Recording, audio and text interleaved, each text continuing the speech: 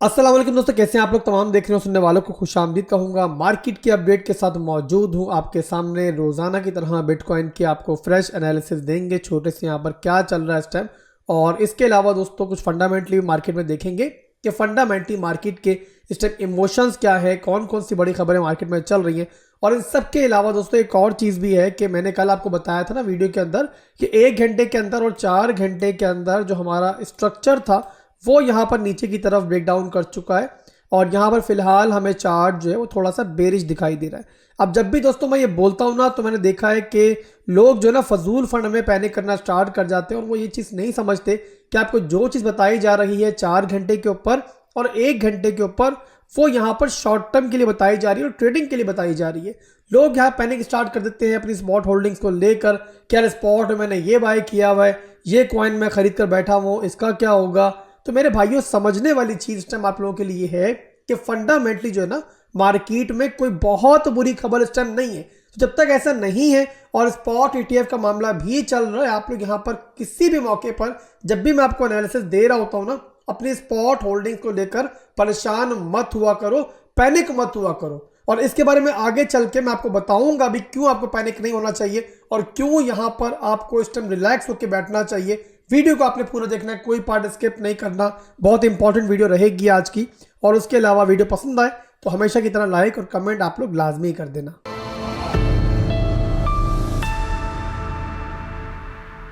BTC का 4 घंटे का टाइम फ्रेम का चार्ट दोस्तों मेरे पास ओपन है और यहाँ पर मैंने कल आपको बताया था कि 1 घंटे के टाइम फ्रेम के अंदर यहाँ पर जो हमारा स्ट्रक्चर है ना वो यहाँ पर ब्रेक हो चुका है। 1 घंटे का टाइम फ्रेम जो होता है वो इंट्राडे टाइम फ्रेम होता है, उसको हम इस्तेमाल करते हैं नॉर्मली अपनी ट्रेडिंग के लिए और छोटे मोटे मूव्स के लिए। कभी भी उसको जो है ना हम इन्वेस्टमेंट के लिए इस्तेमाल नहीं करते। पहले तो आप लोग ये बात जहन में रख लो, ठीक है। तो 1 घंटे के टाइम फ्रेम के अंदर क्योंकि हमारा स्ट्रक्चर यहाँ पर इस मौके के ऊपर ब्रेक हुआ, यहाँ पर देखो तो ये हायर हाई बना, फिर हायर लो बना, फिर एक नया हाई बना और अब यहाँ पर लो जो है हमारा टूटा। तो यहाँ अब बिटकॉइन ऊपर जाएगा तो जाहिर सी बात है वो एक लोअर हाई का मूव होगा। और इसी रीजन की वजह से जो चार्ट है हमारा वो फिलहाल के लिए यानी कि शॉर्ट टर्म के लिए, अब ये शॉर्ट टर्म जो है वो एक दिन भी हो सकता है, कुछ घंटे भी हो सकते हैं, यानी कि शॉर्ट टर्म के लिए जब तक बिटकॉइन दोबारा अपना अपसाइड की तरफ स्ट्रक्चर ब्रेक नहीं करता, हमारा चार्ट जो है फिलहाल के लिए हमें यही दिखा रहा है कि बीटीसी यहाँ पर जो है ना थोड़ी सी रिट्रेसमेंट नीचे की तरफ ले सकता है।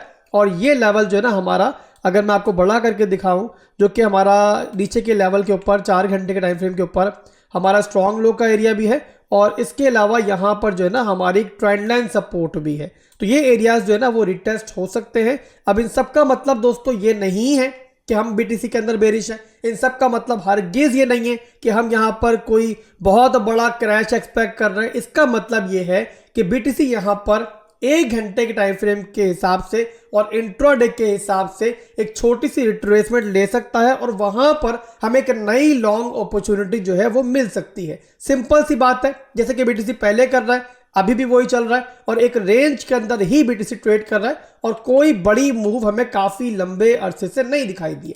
आप यहां पर अगर गौर करोगे तो मैंने पूरी की पूरी एक रेंज बनाई हुई है और इसी के अंदर इंट्राडे टाइम फ्रेम के अंदर ही हमारे स्ट्रक्चर टूट भी रहे हैं और दोबारा फिर उसमें ब्रेकआउट भी मिल रहे हैं। ओवरऑल इस रेंज के अंदर ही सब कुछ हो रहा है, इस रेंज के बाहर फिलहाल कुछ नहीं हो रहा। और जो हुआ भी है ऊपर वो सिर्फ और सिर्फ एक फेक आउट था, तो उसको फिलहाल के लिए आप इग्नोर करो और फिलहाल के लिए हमारी रेंज जो है ये इंटैक्ट है।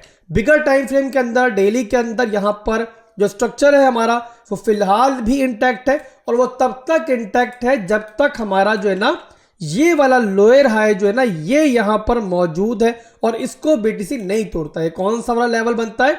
ये बनता है मेरे भाइयों 35,724 का एरिया। इसके नीचे डेली क्लोजिंग नहीं होगी जब तक, तब तक जाहिर सी बात है हमारा स्ट्रक्चर जो है वो डेली के अंदर यहाँ पे नहीं टूटेगा। विक्स की बात नहीं हो रही है, Vicks always play the tricks, तो विक्स को हम नहीं देखते, हमेशा देखते हैं दोस्तों कैंडल क्लोजिंग को। तो यहाँ पर डेली के अंदर स्ट्रक्चर इंटैक्ट है, मैंने पहले भी आपको बताया है, दोबारा बता दिया। और सिर्फ इंट्राडे टाइम फ्रेम के ऊपर फिलहाल जो है ना हमारा स्ट्रक्चर टूटा है। उम्मीद करता हूं कि अब आप लोग जो है ना थोड़ा सा रिलैक्स होगे और यहां पर फिलहाल के लिए पैनिक नहीं कर रहे होगे। इसके अलावा दोस्तों एक और बात भी बता दूं, इवन मैं आपको यहां तक कह दूं कि अगर हमारा ये स्ट्रक्चर टूट भी जाता है ना डेली के अंदर, तब भी टेंशन की बात नहीं होगी। क्यों नहीं होगी मेरे भाइयों? क्योंकि इसके नीचे हमारे पास एक हायर लो के मूव के लिए काफी बड़ा एरिया मौजूद है और वो भी एक हेल्दी रिट्रेसमेंट ही होगी अगर होती है तो। मैं उम्मीद करता हूं कि अब मेरी बात आपको कंप्लीटली समझ में आ चुकी होगी कि ओवरऑल ना तो फंडामेंटली और ना ही टेक्निकली मैं बिगर टाइम फ्रेम्स के अंदर बेरिश हूं। ठीक है जी, जब तक बिटकॉइन स्पॉट ETF को लेकर कोई बुरी खबर नहीं आ जाती तब तक हम यहां पर मार्केट के अंदर जो है वो चिल आउट कर सकते हैं और BTC अगर कोई रिट्रेसमेंट लेता है तो उसे एक बाइंग अपॉर्चुनिटी की तरह ले सकते हैं। और ओवरऑल अगर हम यहाँ पर एनालिस्ट की बात सुने, जो मार्केट के एनालिस्ट है, तो 90% जो एनालिस्ट है मार्केट के वो यही बात कर रहे हैं कि बिटकॉइन स्पॉट ETF जो है वो सूनर और लेटर यहाँ पर हमें मंजूर होता हुआ दिखाई देगा। अभी दिनों की बात है, महीनों की बात है, ये तो जाहिर सी बात है, मैं आने वाले दिनों में मालूम पड़ेगा। बट ओवरऑल यहाँ पर फिलहाल के लिए जैसे मैंने पहले बताया आपको, कोई बहुत बड़ी यहाँ पर बुरी खबर मार्केट में नहीं है।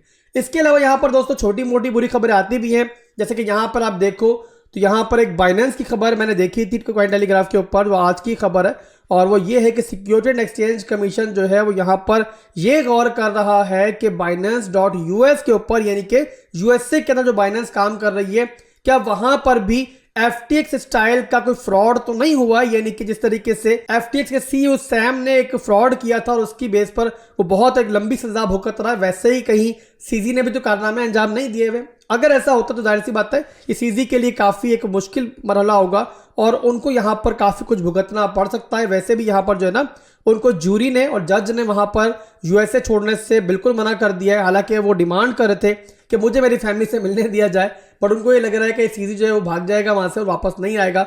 और वैसे भी CZ ने जो अमाउंट जमा करवाई है एज ए श्योरिटी, वो कोई बहुत बड़ी अमाउंट नहीं है, तो अथॉरिटीज जानती हैं कि अगर CZ मुल्क से गया तो उसका वापस आना जो है ना बहुत मुश्किल हो जाएगा। यही रीजन है कि वो यहाँ पर CZ को जो है ना USA से जाने बाहर नहीं दे रहे। एनीवेज यहाँ पर दोस्तों जो भी यहाँ पर मामला आपको दिखाई दे रहे हैं बाइनेंस को लेकर, जो भी यहाँ पे काटा छाटी दिखाई दे रही है, सब कुछ जो है ना ये स्पॉट ETF को लेकर ही हो रहा है। और याद रखो कि ब्लैक रॉक जैसी बड़ी इंस्टीट्यूट कहीं पर भी जाएगी, कहां पर भी अपने कदम जमाएगी, वहां पर ऐसे मामला आपको देखने को मिलेंगे, क्योंकि इतना बड़ा पैसा मार्केट में आने की एक्सपेक्टेशन हो रही है कि उसके बाद जो है ना जाहिर सी बात है मामला तो कंट्रोल करना बहुत मुश्किल हो जाएगा। और यही रीजन है कि यहाँ पर सिक्योरिटी एंड एक्सचेंज कमीशन जो है वो आपको पिछले दिनों के अंदर बहुत ज्यादा एक्टिव दिखाई दे रही है। तो यहाँ पर दोस्तों overall moral of the story ये है कि बिटकॉइन को लेकर, क्रिप्टो मार्केट को लेकर आपको सिर्फ तब पैनिक होना है जब बिटकॉइन स्पॉट ETF को रिजेक्ट कर दिया जाएगा।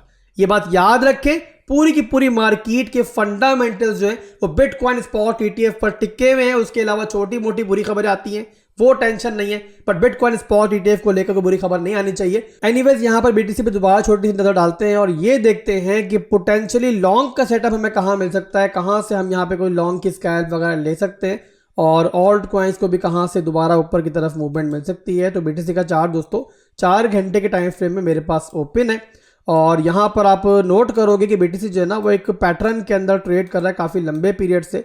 और यहाँ पे ये इसका रेजिस्टेंस एरिया था पहले और ये है इसका सपोर्ट एरिया। ये जो मूव आया है मार्केट के अंदर ये फेक आउट है, तो आप इसको इग्नोर करो। ओवरऑल यहाँ पर जो है ना ये पैटर्न जो है फिलहाल भी इंटैक्ट है और इसी के अंदर बिटकॉइन जो है वो ट्रेड कर रहा है। अब यहाँ पर दोस्तों BTC क्योंकि यहाँ पर रेजिस्टेंस लेवल पर एक फेक आउट लेकर रिजेक्शन ले चुका है, तो यहाँ पर जो ये वाली सपोर्ट है ना इस पैटर्न की वो बहुत ज्यादा इंपॉर्टेंट है। आप प्रीवियसली आप देखो ना तो BTC यहाँ पर हमेशा जो है ना वो सपोर्ट लेकर ऊपर आता रहा है इस रेंज के अंदर। यहाँ पहले सपोर्ट लिए इसने, यहाँ पर सपोर्ट लिए इसने और यहाँ पर भी सपोर्ट लिया, अब दोबारा यहाँ पर जो है ना वो सपोर्ट ले रहा है। तो यहाँ पर जाहिर सी बात है अगर BTC आएगा तो हम सिर्फ इस पैटर्न पर भरोसा करके यहाँ से लॉन्ग नहीं कर सकते। और यहाँ पर हम देख चुके हैं पहले भी कि ऊपर फेक आउट भी हो चुका है और यहाँ पर जाहिर सी बात है अगर ये पैटर्न टूटेगा तो नीचे की तरफ की जो है ना एक रिट्रेसमेंट मुमकिन है। इसी रीजन की वजह से यहाँ पर दोस्तों हम क्या करेंगे कि यहाँ पर जो है ना हम वेट करेंगे कि बिटकॉइन जो है ना वो अगर नीचे इस तरीके से जाता है, इस पैटर्न पे आता है और नीचे जाके दोबारा नीचे के लिक्विडिटी लेता है और दोबारा जब यहाँ पर आके इसको रिक्लेम करेगा तो फिर यहाँ पर एक लॉन्ग हम देख लेंगे। अब जाहिर सी बात है अगर नीचे लिक्विडिटी लेके दोबारा ऊपर रिक्लेम करेगा तो इस बीच में हमें कोई इंटरनल स्ट्रक्चर ब्रेकआउट भी मिल जाएगा, मिलेगा तो यहाँ पे लॉन्ग कर लेंगे और नहीं मिलेगा तो जाहिर सी बात है फजूल फंड में हम यहाँ पे रिस्क नहीं लेंगे। तो ओवरऑल दोस्तों यहाँ पे फिलहाल के लिए यही सिनेरियो है बिटकॉइन का और यहाँ पर वेट एंड वॉच वाली फिलहाल के लिए सूरत हाल है। दोनों साइड पर, ऊपर की साइड पर भी और नीचे की साइड पर भी। ऊपर अगर थोड़ा सा जाएगा तो मैंने सिनेरियो कल आपको बताया था क्या हम एक्सपेक्ट कर सकते हैं, नीचे का मैंने आपको अभी बता दिया। ओवरऑल आप कह सकते हो कि बिटकॉइन जो है ना एक पेंडुलम की तरह हवा में लटक रहा है, और लटकते हुए पेंडुलम को ज़ाहिर है हमें नहीं छेड़ना होता, हमें वेट करना है अपने रेंजेस का, अपने लेवल्स का। हमारे पास मार्केट आएगी तो वहां पर इंशाल्लाह हम फिर बैठे हुए होंगे और वहां से मार्केट को नहीं जाने देंगे। तो अभी के लिए दोस्तों बस इतना ही था। दुआ में याद रखिएगा, बहुत जल्द मिलेंगे फिर से इंशाल्लाह। अल्लाह हाफिज।